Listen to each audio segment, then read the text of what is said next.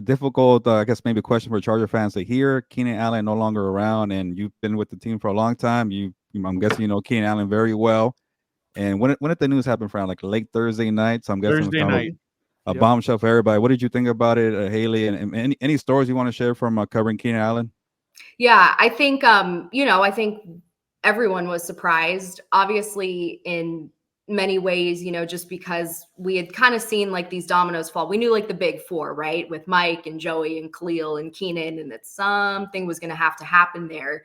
The Mike domino falls, the other two restructure, and then Keenan's kind of left over here. And so, look, I will not speculate as to the decision that they made. We'll hear from Joe Ortiz and we'll hear from Jim Harbaugh at some point, I assume, like I said, probably before the draft, where we'll find out kind of what everything happened, what went into free agency, if you will. But it's a crazy loss to think that Keenan Allen will not be on this team moving forward. And there's a couple of things I actually like wrote down some notes because I thought we were going to talk about this and I had some thoughts. But I'll say this. We talk a lot about, well, actually, I'm going to rewind. We talk a lot about Justin Herbert's sort of impromptu ascension into the NFL and his start. And it's not necessarily a start with Keenan Allen, but if Malcolm Floyd didn't get hurt in 2013 and didn't get, horrifically carted off the field with a season-ending neck injury, would Keenan Allen be who we know Keenan Allen is? And it's just kind of crazy when you go back and you look at the circumstances, because he really couldn't crack. It was, I think, week 2 of 2013. So it was still early, but he was this 3rd round pick coming off these, injuries, didn't work out at the combine. There was a lot of questions. I actually went back and I looked at his NFL draft prospect like profile, and he was expected to go in the top 25 if his knee and ankle checked out. He went 76th. So it is crazy when you look at that and you look at what happened with Malcolm. And the good news was M80 was able to come back and they were able to play together and all of that. But I wanted to say that, and then I'll tell my kind of story that I sort of tweeted the other day. But in 2013, I was a student at Palomar College, and my timeline's really funky. I had already received my bachelor's degree, but Palomar had a great broadcast program, and I really wanted to like learn how to do this, like how to do all the hands-on stuff. And they had a weekly 30-minute newscast. And so I had this crazy idea in spring of 2013 to write Bill Johnston, who was the head of PR at the time at the Chargers, and say, hi, my name is Hayley Elwood. I'm a student at Palomar College. I'm in their North County news class. Is it possible to maybe get an interview with the Chargers' 1st round draft pick, whoever that is? Thinking he's going to say no. He writes me back and goes, yeah, like whenever we do our introductory presser, which I think was probably on Saturday, after, like the 3rd day of the draft or whatever, you and your camera guy, come on down. So DJ Fluker is the choice, obviously. And then Manti Te'o goes in the 2nd, and Manti, Fernando, you could attest to this, just like dominates everything, right? Because all of a sudden he becomes the story.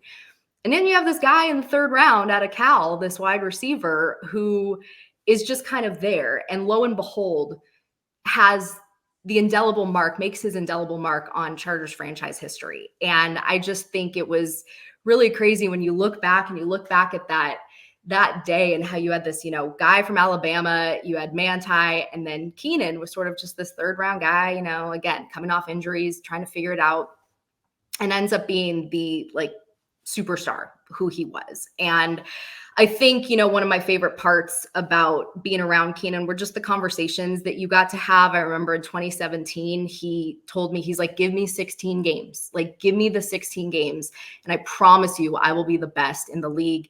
And okay, so 17 games now, but I think what he did last season was truly, truly incredible to do it at the age that he did. And so I think, one other thing and then I'll shut up about all of this, but I think one of the best things about Keenan too has been, for those of us who have been around him for a long time, to have seen his growth from this, young kid out of Cal to this very established player, father, husband, teammate, all of that.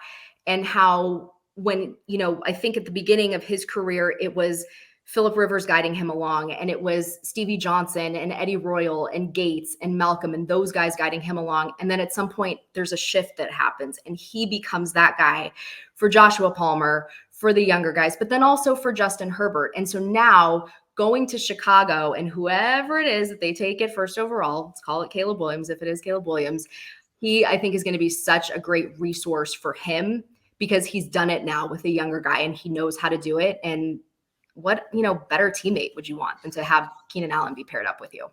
And not just that, Hayley, but in 2013, I remember he had a rough go of it during training camp. Mike McCoy was saying, we don't know if we're going to use him against Houston. Remember that game? They were up 24-0. Houston comes back and beats them on Monday Night Football.